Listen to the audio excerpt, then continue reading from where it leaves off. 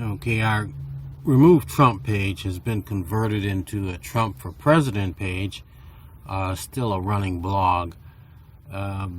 You'll find more of the latest video YouTube links here. This is one of the latest where David Feldman goes into blunt detail about what Trump's really doing, although he doesn't seem to understand that. And here's one of our favorite photos. Donald Von Schitzenpants. Believe it. There's more. How he's basically he's a drug addict. It's also rumored that he does have tertiary syphilis. Melania has basically left him.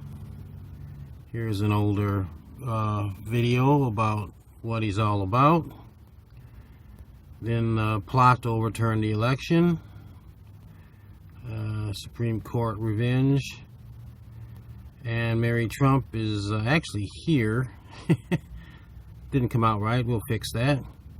And the latest about the Alabama in vitro frozen embryo baby stuff.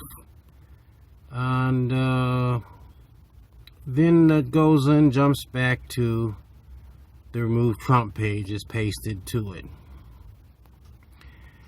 The other page that we sadpack.com we've launched, and it goes into a bit of a mix of the Remove Trump page and how this can all be fixed, except it'd be expensive. It would take money. Supreme Court has really tried to put everybody off the scent of the trail of Section 3 of the 14th Amendment. Supreme Court does not have the power to basically nullify any part of the Constitution. That's just BS. They've tried that before with Section 3 of the 14th Amendment.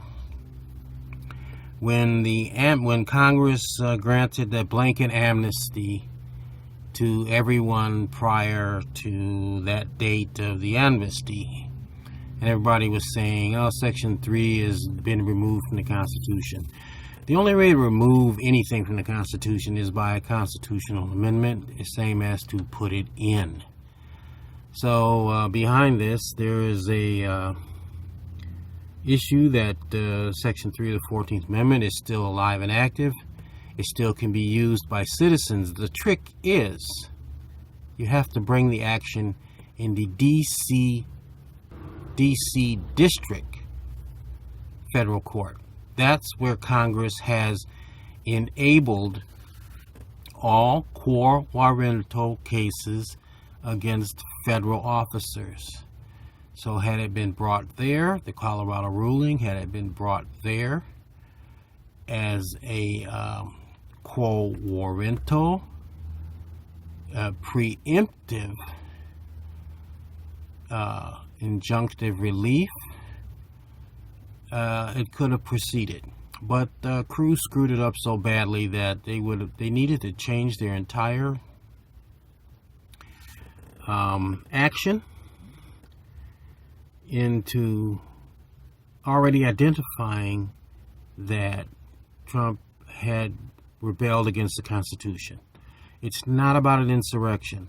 It's not about an insurrection. It's not about an insurrection. People keep saying the insurrection, the insurrection, the insurrection. It's not about an insurrection. I don't know how else to say it. Forget the insurrection. There was no insurrection. There was a riot. The riot was based on Trump's rebellion to the Constitution, where he enlisted people to, on his behalf, riot.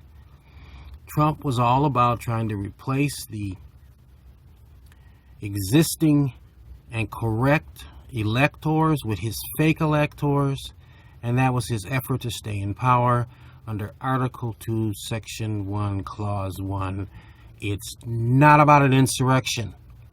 I wish people would shut the F up about the insurrection. Stop it. It's not about an insurrection. And that's why the Supreme Court screwed us. We're off on the wrong thing, so they misdirected it. And the Enforcement Act of 1870 that the Supreme Court cites is still in effect. It is today, it's 18 U.S.C. 241 and 242. Quo warranto was taken out because quo warranto was once a criminal action. It's now a civil action, and it's in the D.C. District Court. Those district court judges actually have the power to remove a Supreme Court justice if they find that someone has rebelled against the Constitution. The Constitution is all-encompassing to protect itself. People just won't get up under it. They keep wanting to talk about everything else in every other way, and it doesn't matter. If you get up under the Constitution, you can do something. If you don't, then you're going to be talking and talking and talking, and you're never going to get anywhere. So, let's go to start with Velshi, who I particularly do not care for because he's fast-talking, ding-dongy, wants to act like he understands law. He doesn't. But John Bolton is interviewed, and it's an interview from Midas Touch Network that they have replayed in part. You can find the Midas Touch interview on our other site. Now, here's John Bolton speaking in an interview that he had with Midas Touch Network with Ben Meiselas. It's just a piece of the interview, and the full video is found linked at govshout.com at the Trump for President page, which I'll show later. He goes into a simple analysis throughout the entire interview that basically Trump is dim-witted, stupid, an idiot. And, you know, there are many, many, many people who say this. The fact of the matter is, Trump has a genetic disability that he's had since a child that even Mary Trump talks about. He says that, you know, he's a child. He never grew up. He has a brain of a 10 to 12-year-old and no moral compunctions. That is the definition of a moron as adopted by the specter of eugenics, which is another video that we'll link later on here. The issue is that Trump is incapable of higher thinking. To him, if it isn't simple, it's a headache. That's why he wants to destroy everything. He thinks he can make it simple so that he can understand it. It's like taking mathematics and you don't understand it, so that you're going to just, you know, make all mathematics 1 and 1 is 2. Doesn't work that way, but listen to what Bolton has to say. I think he would do it very early in the term. The remedy I would propose to anybody who doesn't want us to withdraw from NATO is find a way to distract his attention. And since he has a short attention span, that can work at least for a while until it pops back into his head. Until it pops back into his head. I don't know what's more disturbing, that Trump wants to break NATO, or that his mind is so infantile that he can be distracted away from his plan to break NATO. This graphic was so great, we just had to lead out with it. Right behind this is Anthony Davis, who's asking the question, how can Trump run for president again? Well, you know, the answer is simple. He can run for president, but he can't hold office. And that'll be up to Congress at the electoral count, where all they need to do is submit the proper form of an objection to an constitutionally ineligible candidate, and all the electoral votes will be set aside and not counted. That's how stupid Trump is. That's how dumb he and all of his supporters are.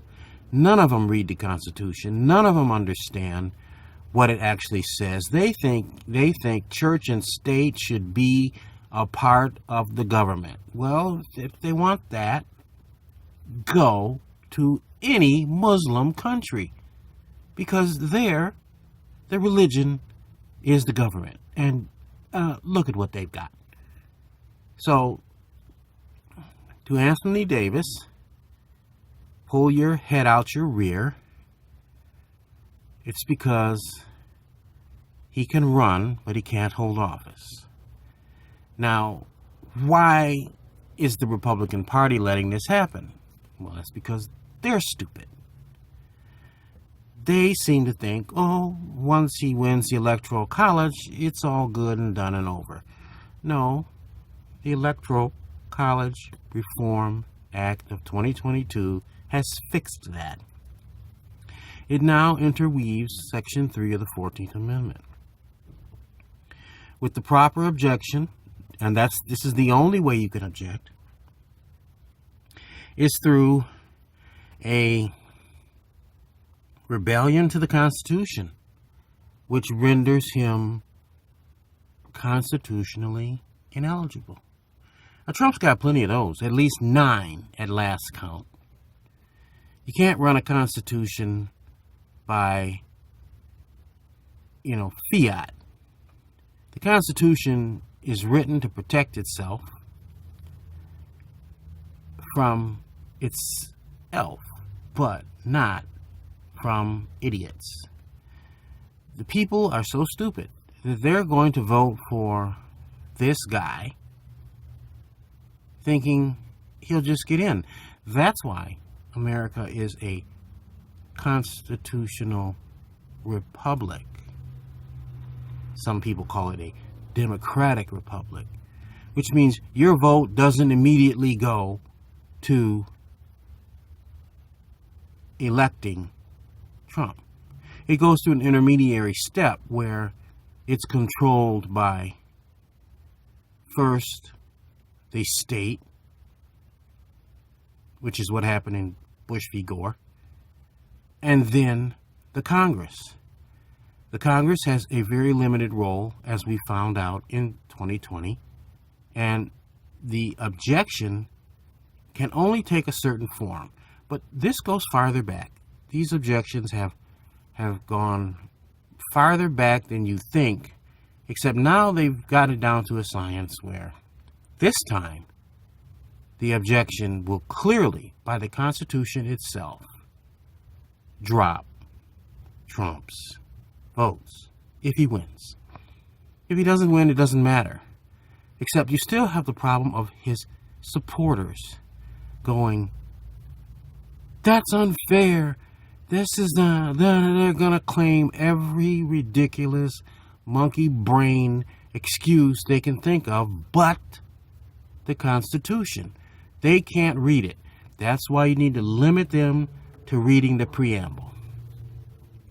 The preamble of the Constitution demands justice, domestic tranquility, and a more perfect union. Anything that people do that doesn't promote justice, domestic tranquility, and a more perfect union is unconstitutional. Not only is it unconstitutional, it's un-American. Not only is it un-American, it's not patriotic.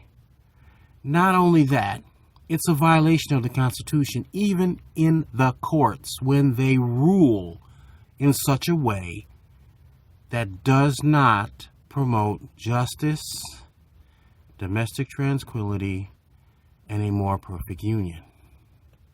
Been a lot of that lately in the Supreme Court. They don't realize that Congress has already empowered the D.C. District Court, Federal District Court, to even remove them. Well, what's going on? What's taking so long?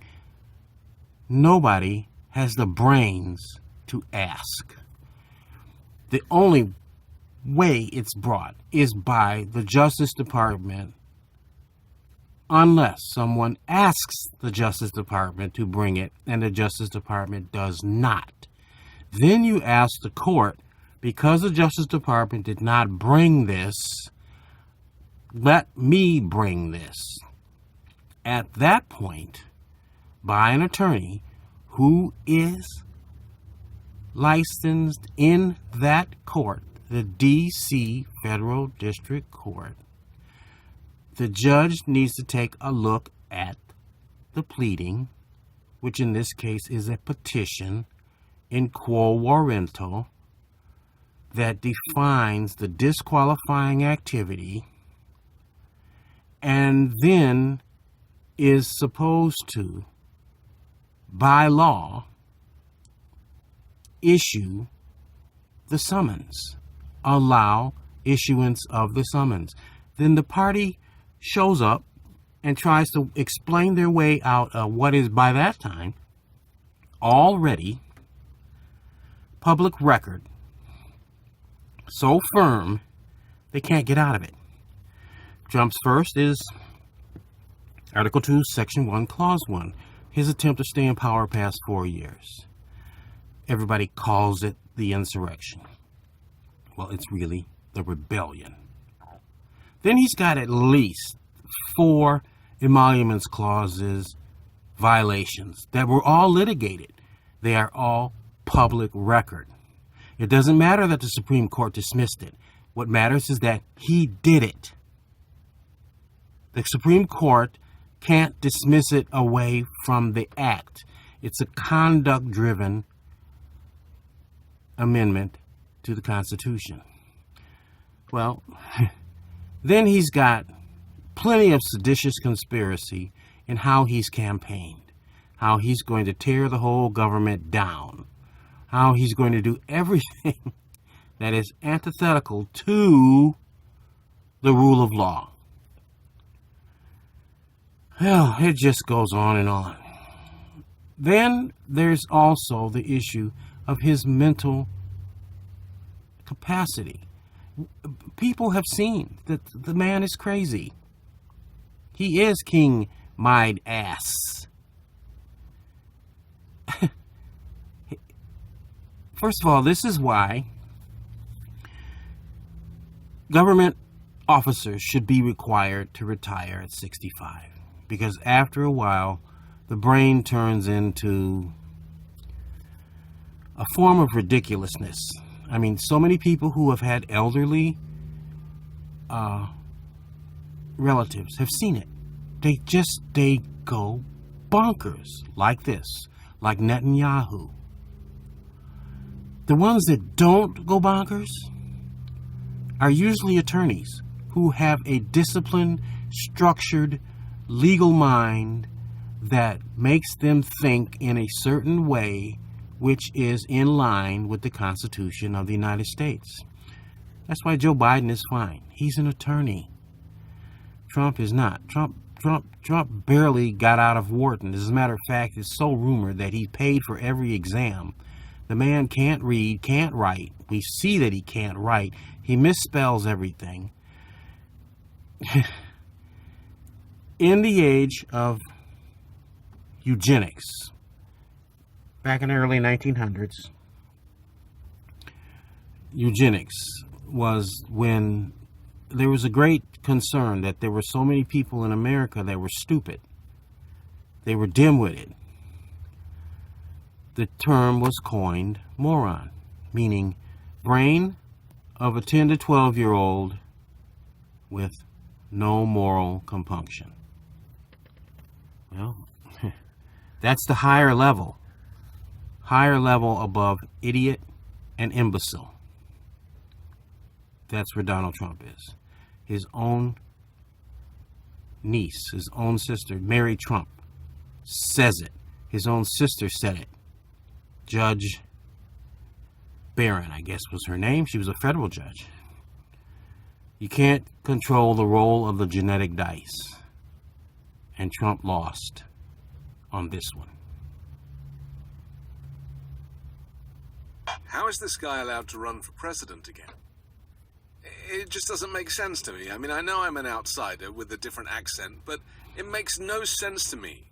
The system, supposedly of checks and balances, allows somebody like the disgraced former president Donald Trump to run for president, considering that 174 police officers were attacked in the line of duty on January 6th, and that instead of acknowledging that the Justice Department criminalized people efficiently for their crimes when breaking into the Capitol, Donald Trump, who instigated the riot incidentally, now considers them to be hostages and has them sing at his rally the national anthem on the telephone from prison. Indivisible. Well, this is where, we've gotten real sick of these guys who want to get up on YouTube and ask an amorphous question and have no clue. They literally have no clue, as Davis does. I said it already. The Supreme Court has said it in a funky order, trying to hide the truth. The Supreme Court didn't want to give away the candy jar. He can run for office. He can't hold office. And it will be up to Congress to throw away his votes. It can be done. It's been done before. It can be done again. Now, we'll get back to the King Midas cut of some words of wisdom from David Feldman, who is, pretty direct, but he has a glib, what's his name, Michael Harvey sort of way. And that's up next. And now, the Washington Post is reporting that Donald Trump's personal physician is Dr. Bruce A. Aaronwald, a 64-year-old osteopathic physician from New Jersey. And not to denigrate osteopathic doctors. I'm not going to call them glorified chiropractors. I'm not going to denigrate chiropractors or osteopathic doctors. They can do surgery and they can prescribe drugs. They're non-traditional. They're hands-on, kind of like Donald Trump is. Except they know nothing. So he's got a new doctor, Dr. Bruce A. Aaronwald, a New Jersey doctor, doing all his physicals and writing letters saying he's a healthy man. We'll be hearing a lot more from osteopathic osteopath, Dr. Bruce A. Aaronwald. And again, I'm not denigrating chiropractors or bone doctors. I'm just denigrating anybody dumb enough to become Donald Trump's physician. Doesn't end well. Trump's previous physician, for example, was Whitehouse doctor Ronnie Jackson, who Trump nominated to be head of our VA. He was Donald Trump's personal physician in the White House, and he was also a rear admiral. And Trump said, this guy is so good at keeping secrets about my various conditions, like tertiary syphilis. He said, I'm going to name you to be head of our VA, take care of our veterans. But then a congressional probe revealed that Dr. Ronnie Jackson drank, was abusive towards female White House staffers, and was handing out uppers and downers to Oval Office employees like they were Tic Tacs and he was Dr. Nick. Dr. Jackson was a rear admiral at the time and a doctor. He left because everything Donald Trump touches, Dr. Ronnie Jackson left the White House disgraced. we found out what he did. So he wasn't going to be in the VA, heading the VA, and he was kind of disgraced. So he had no choice but to get himself elected to Congress representing Texas. This is what you do when you're disgraced. You become a Republican congressman, like Rick Scott, the guy who owned a chain of hospitals that ripped off Medicare and Medicaid to the tune of $1 billion, and the Justice Department cracked down on him, and they ended up paying a $1.7 billion fine. They didn't send him to prison because he's rich and white, but, you know, he was ruined, so he ran for governor of Florida. Anyway, the Texas Tribune reported on March 7th that, once again, everyone Donald Trump touches turns to crap. Turns out Dr. Ronnie Jackson was a rear admiral in the Navy. 3 decades of military service. Trump wanted to make him the head of the VA. He was a rear admiral, and now because he worked for Donald Trump, he's been demoted to captain. This is the truth. It's been an underreported story.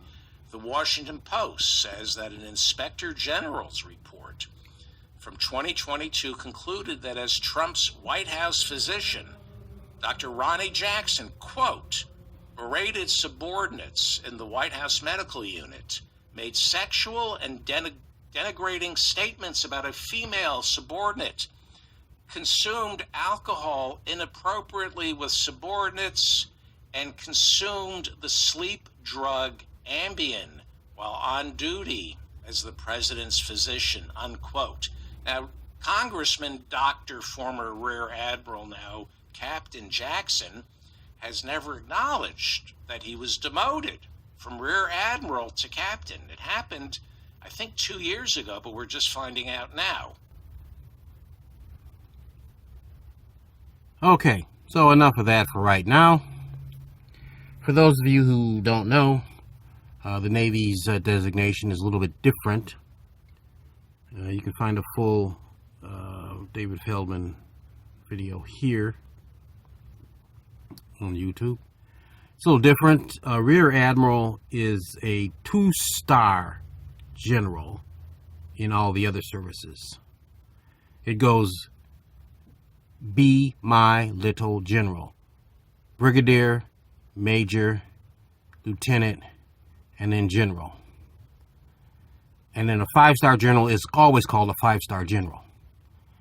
So he was a 2-star general, and he was busted down to the rank of a captain, which in every other branch of the service is 1 step above lieutenant.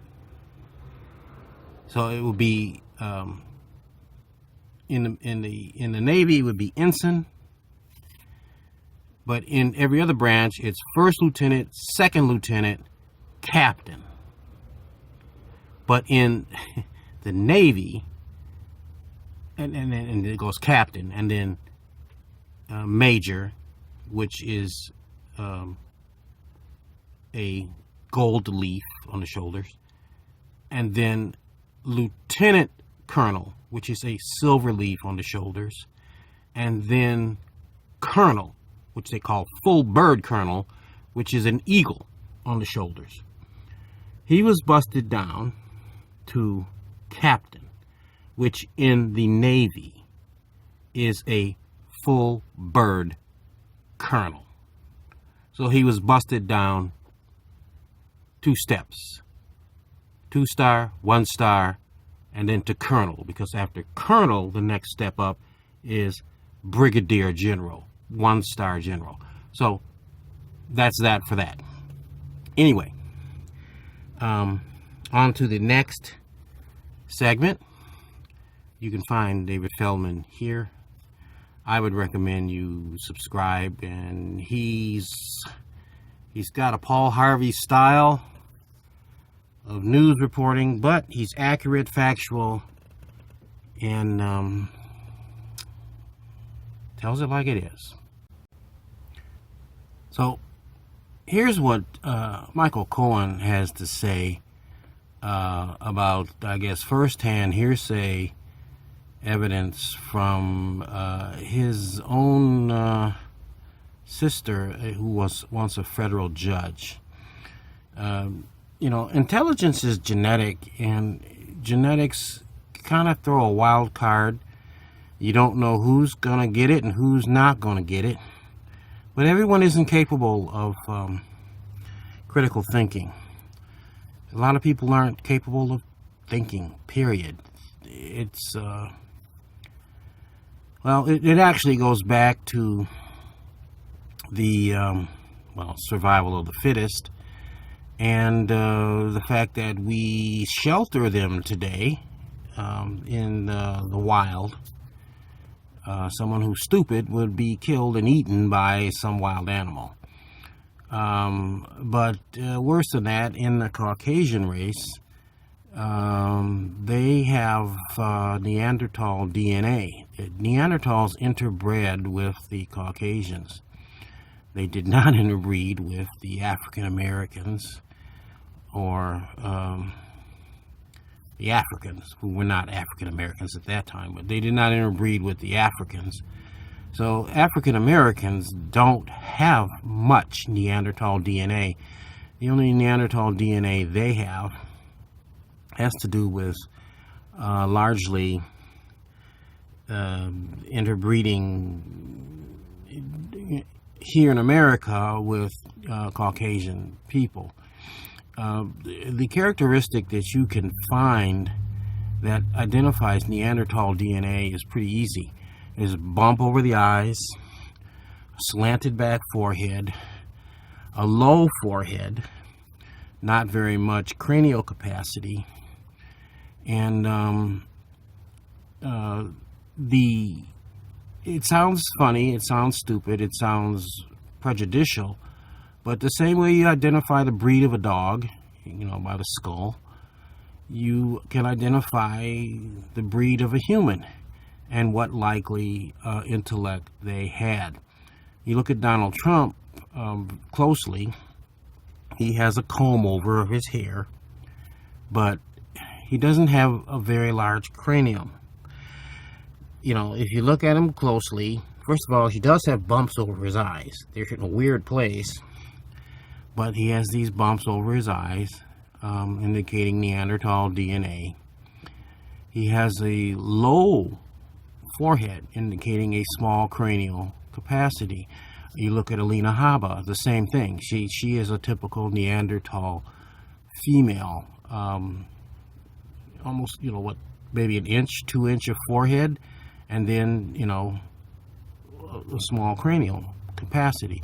You look at other people like Lisa Rubin, and some of the other people on MSNBC, you look at their foreheads and they have large cranial capacity heads.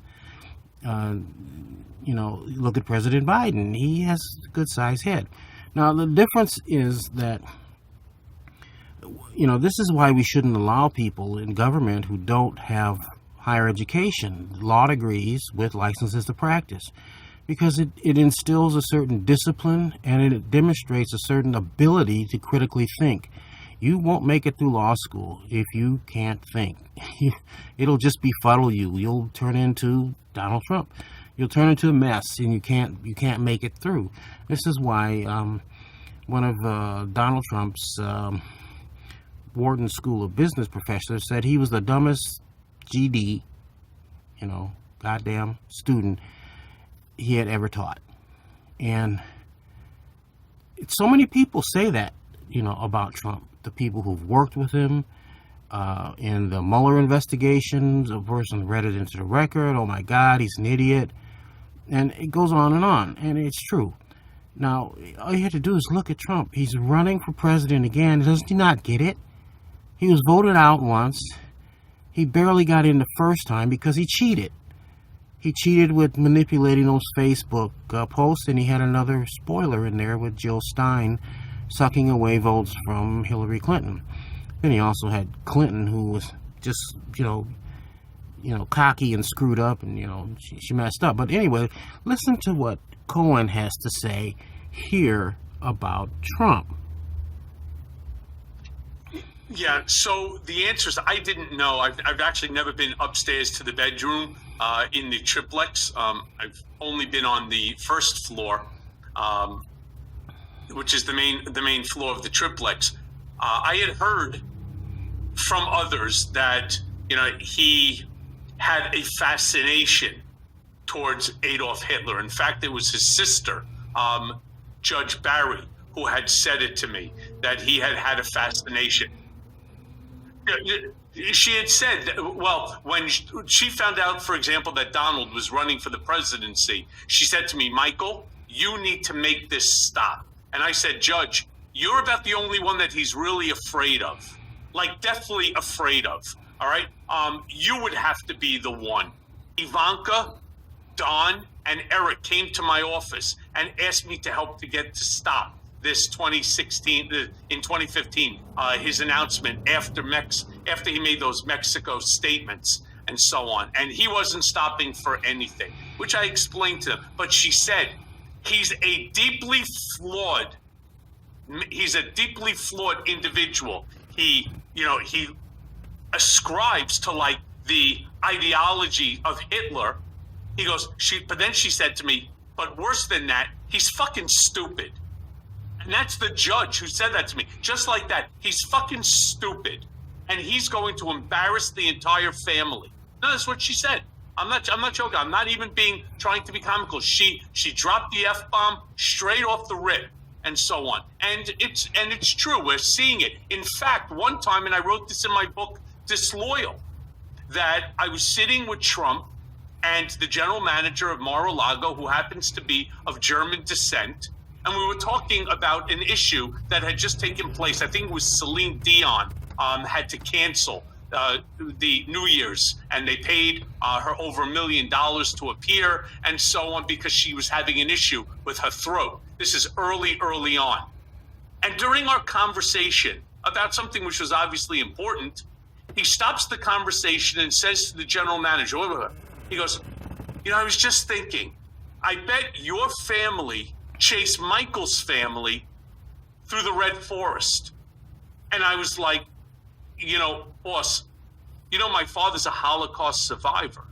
He goes, yeah. That's why I'm bringing it up. I bet you that your family chased his family through the Red Forest. And I didn't know what to say. The general manager wanted to climb up his own ass and die because he's a decent, good man. He really is. He's like central casting for what you would want at a place like Mar-a-Lago, right? I mean, a really good man, and he didn't know what to say either. But thinking about that in retrospect, the fact that Donald even knows about the Red Forest and was able to equate that, to me, certainly validated what his sister had said years later, that he had a fascination with Adolf Hitler. Okay, so here's the current value as of April 5th, 2024 of DJT, Mr. Trump's stock. It's falling. You can see from the little red line there, it's just been a downward spiral. It's trading at about $40.59. And the market is closed right now. At one point, it hit really low, $40.10. And, the issue is you have to be nuts or a day trader. Now, if you'd got in early when the stock was first introduced and you bought some cheap and when it went high and then you sold it and you got out and you stayed out, you're sitting pretty. But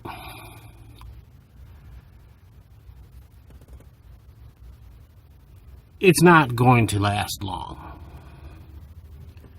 Now, up next is a Midas touch collage of what many in the industry are saying.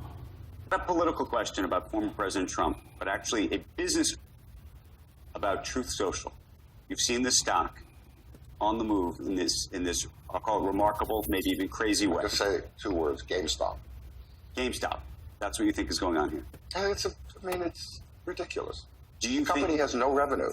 But do you think it could ever be a bigger business? Do you think No. if he wins the presidency, No. it becomes Why? I'm Why asking. would it be bigger? Look, he's only interesting now because he's out there entertaining the folks. I hope if he does get elected, he just plays golf for 4 years. But So do you think that all of the investors in this are getting scammed? Do you think they think this is a transference of I think wealth they're- from one side to the other, and that's the goal? What do you think is happening? I think they're dopes. I mean, who would buy a company that literally has, I think, what does it have? $30 of revenue? Why would you how could you put a value on it? They're buying it for other reasons, just like they bought theaters when there was no theater business, or they bought GameStop or whatever. It's stupid. It's stupid stuff. It was 1,000 times revenue. I think. What? I think it was Okay. wasn't it $4 million? It was $4 million in revenue. That's $4 million in revenue. It's ridiculous. I'm not saying it's not real. $4 million. Why are you even talking about this? It's a scam, just like everything he's ever been involved in is some sort of con. Let me pivot and ask. Raising survival of a con man is just beyond comprehension. What do all these things have in common? Flirt, the number 4, free.com, naked.com, stripchat.com, and Donald Trump. Well, according to new reporting out of The Guardian, they all got money from the same small bank in the Caribbean. I should note, NBC News has not independently confirmed this reporting, and Trump media's response to this reporting was to broadly threaten defamation without contesting specifics. But today, The Guardian reported that it has obtained leaked documents showing that in 2022, Trump Media, the parent company of Trump's Truth Social, received a total of $8 million in loans from a company called ES Family Trust. And ES Trust is actually just a shell company created by the co-owner of a bank in the Caribbean known as Paxum.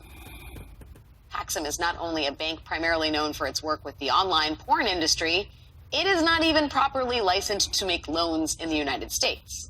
And the Russian-American businessman who allegedly arranged that loan is also allegedly under scrutiny in a federal insider trading and money laundering investigation. And the reason Trump's media company needed that $8 million in the first place, despite Trump's claims about being flush with cash, the reason the company needed that cash so quickly was because in 2021, the company had planned to merge with another company for a big cash infusion, but that merger was held up by the SEC because even that deal seemed shady.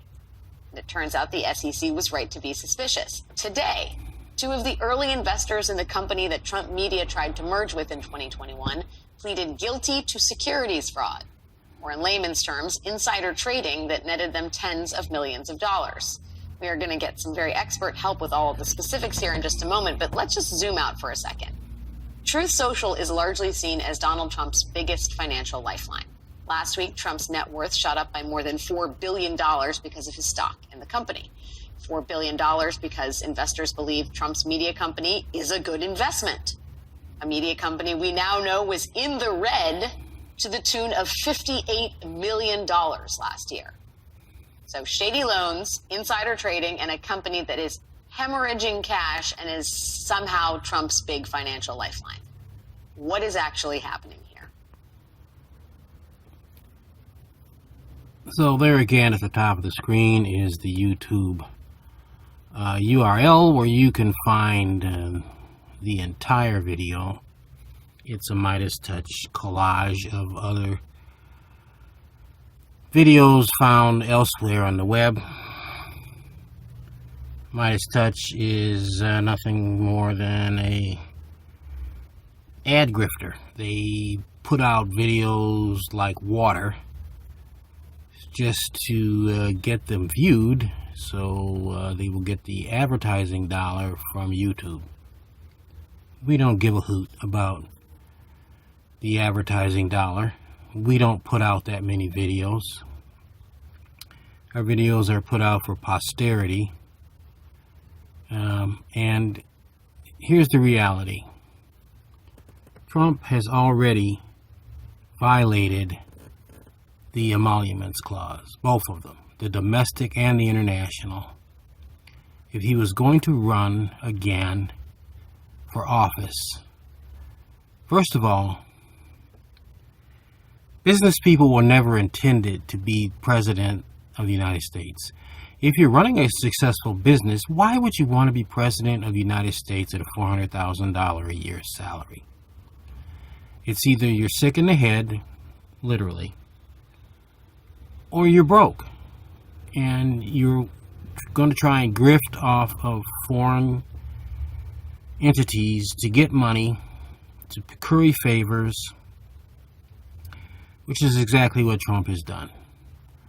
The real problem is not Trump, because he's constitutionally ineligible and he will get a rude awakening, I believe, when it goes time to count the electoral votes if he wins. His votes cannot be counted. A proper objection through the Electoral Count Reform Act of 2022 will find his votes discarded. The Supreme Court has already said that, only Congress can relieve that constitutional ineligibility. They didn't say much more after that. They simply said he could remain on the ballot, in essence saying that Section 3 of the 14th Amendment speaks to ballot, not holding office. When it comes time to, if he wins, have his electoral votes counted, that's when the constitutional ineligibility will kick in and his votes will not be counted, assuming the Congress people do the proper objection. It only takes 145 representatives and 34 senators to end the matter, because he'll never reach the 2/3 majority vote to relieve the disability, which is automatic. There are several ways he has violated the Constitution in rebellion to the Constitution. There is the original Article 2, Section 1, Clause 1 violation. Then there are the emoluments clause. Then there's the way he's running his campaign, which is a seditious conspiracy campaign. And then there is the preamble, which has 3 different avenues on which he can be attacked: justice, domestic tranquility, and forming a more perfect union, none of which he indicates he's trying to do. So, he can be denied constitutional eligibility, which is determined at the time of the count of the electoral votes, and he can be denied swearing into office. He's too stupid to know that. So is the entire Republican Party. They're too stupid to see that. The Democrats are being very quiet about it. Why? Because why? Why not? I mean, let them run Trump. He's so likely to lose anyway that this whole matter of the Electoral Count Reform Act may not become necessary. But the real problem are the people who support him and vote for him. Because by the preamble of the Constitution, they are un-American. They're not Americans. They can't think and follow the preamble of the Constitution. They do exactly the opposite. And that is the real problem here. Okay, here is the 2020 presidential election map. Obviously, the blue states are Democratic, and the red states are Republican. Now, there is a problem that most people just don't look at, is that in every election, pretty much, 5 states control what's going to happen.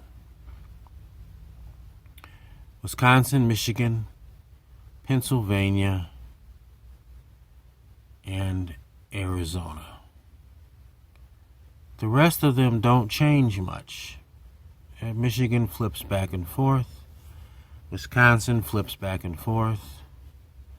Arizona flips back and forth. Now we're launching a new hybrid PAC. That's Political Action Committee. And you can donate to it on GoFundMe or at our website at sadpac.org. SADPAC is an interesting name, meaning Save American Democracy Political Action Committee. Oh, now it doesn't sound so silly, does it? Our focus will be to pursue litigation against insurrectionists in the Congress and in the courts. There is a way to remove these people. It's called quo warranto. Now, in D.C., the D.C. Circuit Court is used for all federal officials in the D.C., found in the D.C. area. There's an interesting brief that describes it, which can be found on the govshout.com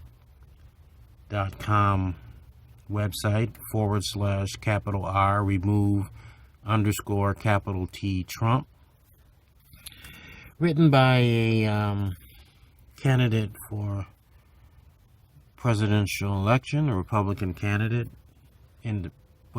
Republican candidate, a guy named Binkley.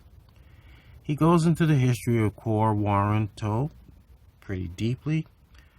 The one thing you have to remember, first you have to ask the Justice Department to bring it. If they refuse, then a person can bring it in what's called an ex rel action. That is on relation to. It would be entitled United States of America, somebody, ex rel versus whoever you are bringing the action against. There is an issue in that often the courts may require a bond. It could be any amount, whatever the judge sets, in addition to the filing fee, and you must be an attorney licensed in that court. So that means a member of the bar in the D.C. Federal District Court. That's going to cost money. That's why we are trying to raise funds. In addition to that, and pretty much all the Republicans are targeted because they all participated in two amicus briefs they had no business participating in, and that was in rebellion to the Constitution of the United States, which throws them under Section 3 of the 14th Amendment. Many people don't understand Section 3 of the 14th Amendment. And it is a summary proceeding. It is to be used after you have the evidence. You bring the evidence to the court. You tell the court how this indicates a rebellion against the Constitution of the United States. It's called disqualifying activity. And the court looks at it. The other side has an opportunity to defend themselves. And then the judge is required to basically sign the order unless you've brought a weak sauce petition. It's not a lawsuit. You don't go on and on and on. There is no discovery. You bring the public record information. That is the discovery. It's basically judicial notice that this has already been adjudicated and you're asking for an order, in this case, under Section 3 of the 14th Amendment, barring them from office. If they're holding office, they have to resign. If they don't resign,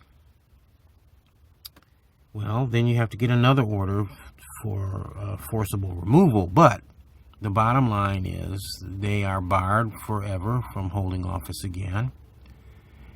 And unfortunately, the Colorado case was done incorrectly. We tried to tell Crew and free speech people they were doing it wrong. They were bringing quo warranto type actions for election mandamus scenarios. While Section 3 of the 14th Amendment covers both, the way you bring the action is different. There was no need to prove and argue that Donald Trump was in an insurrection, he blah, blah, blah, because the insurrection has nothing to do with it. It's the rebellion against the Constitution of the United States. A previous video we made is posted where Judge Ludwig actually says that. He says this is how you do it and the other way is wrong. He says and shows what the problem is going to be when it gets to the Supreme Court. Supreme Court currently is sitting on it, trying to figure a way out of this, but the problem that they have is that Trump violated Article 2, Section 1, Clause 1, and there's no way out of that. That's the rebellion against the Constitution of the United States. They can't cure it, and that makes him automatically constitutionally ineligible. Well, why is he still running? Because our institutions don't work. The Federal Election Commission doesn't work. The Federal Election Commission should have declared that he is constitutionally ineligible. He should be blocked from receiving any matching funds, and they should technically go to court and get an injunction to bar him from campaigning. But no, they're not going to do that. They've let it go on crazy. Now, Trump lost by 7.4 million votes, which brings us back to this page. Well, if he lost by so much, how did he win? Why are we concerned? Well, let's take a look. Because you'll find out that those 7.4 million votes are all on the West Coast. Let's pop to California. There's Biden at 63% of the vote versus 34%. That is a good almost 6 million wasted votes, because once you're over the threshold, the rest don't matter. And let's go to Oregon. Similar, not as bad a spread, but still, that's a good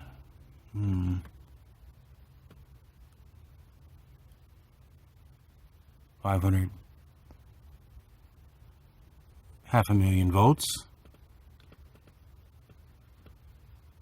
And let's look at Washington State. Again, huge margin. A good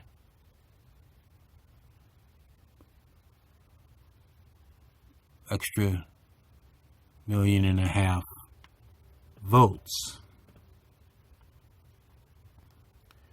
Well, then how did he win? Let's go to Arizona. Hey, look at that. Razor thin. About 10,000 votes. 10,000 votes spread. That's not good. And if you remember, it took a while to get that count. Here's Georgia, the infamous 11,780 votes, actually 779. Give me a break. votes. Georgia may not stay blue because most of those votes came out of Fulton County. Michigan, in this case, in that year, he won by 150,000 votes. In Hillary's year, 2016, it was 20 or 30,000 votes. I don't know. You can go back. You can go to this website and go back to that year and see it. Wisconsin. Look at that. Razor thin. 20,000 votes. So he's 7.4 million votes ahead. The other one, of course, was Pennsylvania. Look at that. Not good. And I encourage people, you know, what is this? 500,000 votes? I don't know if this will expand. Sure it will.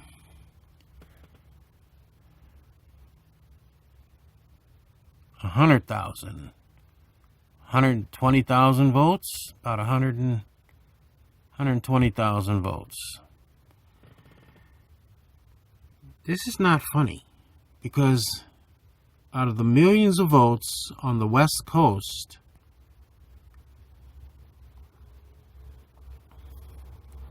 those few states have enough electoral votes to take the presidency. Now, Biden took this by 306. But if he was to lose 3 of those states, Arizona, Wisconsin, Michigan, he loses the election. Georgia, he loses the election. Even though he's beating him by 7.4 million votes, national popular vote. So thus, our other goal is to get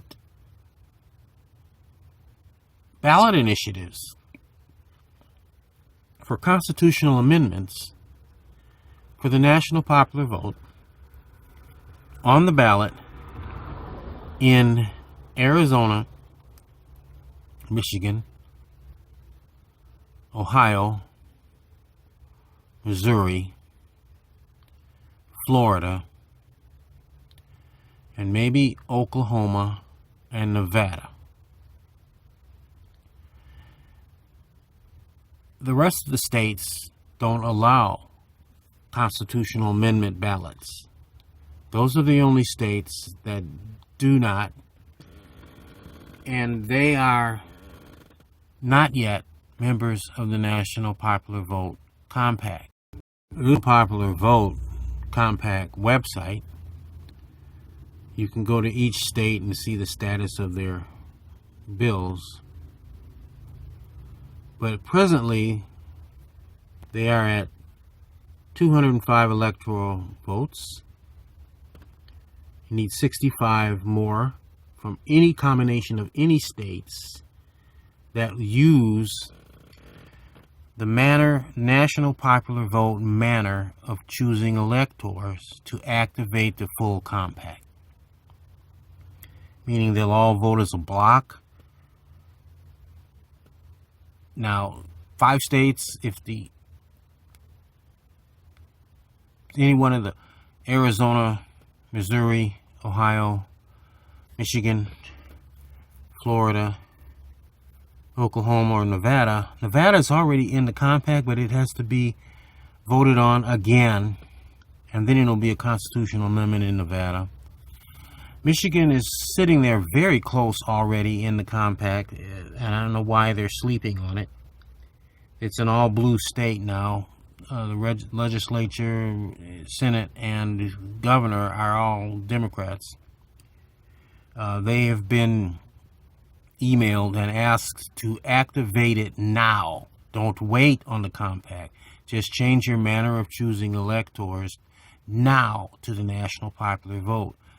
And that means whoever's ahead in the national popular vote gets the electoral count for that state. That would blow things out of the water for 2024, and it would work good. Now, they got this goofy little, I don't know why they built this way, but this shows you the states in green are already in the compact. The states in blue have had one hearing, and the states in orange have had 2 or something like that.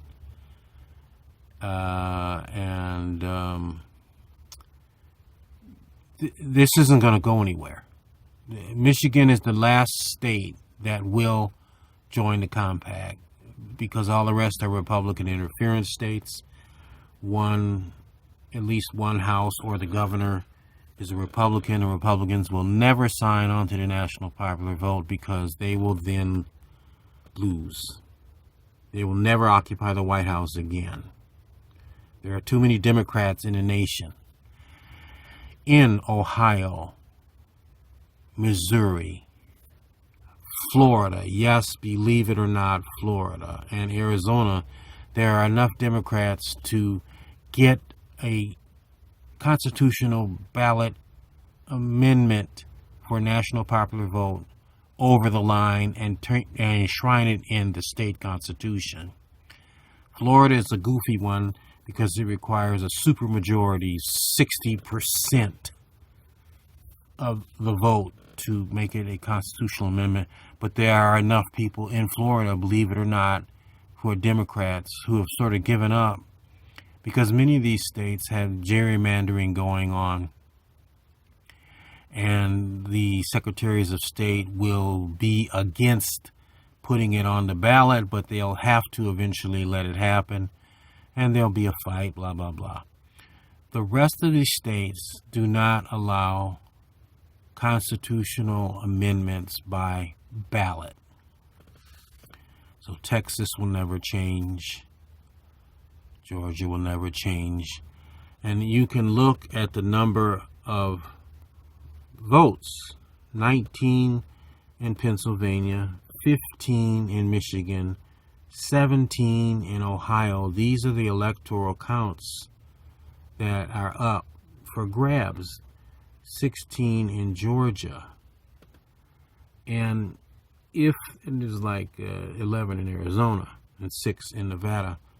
But there's a huge one in Florida where by 500 votes in 2000, Bush v. Gore took that state. When the national popular vote, Gore was winning. Sent us down the rabbit hole. And Texas has 40. Texas is never going to change. So, our goal is to raise money to pursue litigation where needed and to support certain candidates who will be pursuing the democratic norms. And the first thing we need to change is the national popular vote. You get that over the line, they'll never be in the White House again. We tried for a year to get the Democrats to listen, to get this on the ballot for 2024. Nope, 2 crickets. Nobody wanted to listen. And now it's blown up. The Supreme Court has just come out of the bag and said, we've got our foot on the scale for Trump. And you have to hear what George Conway has to say about Trump. He says he's batshit crazy. That's in the next clip.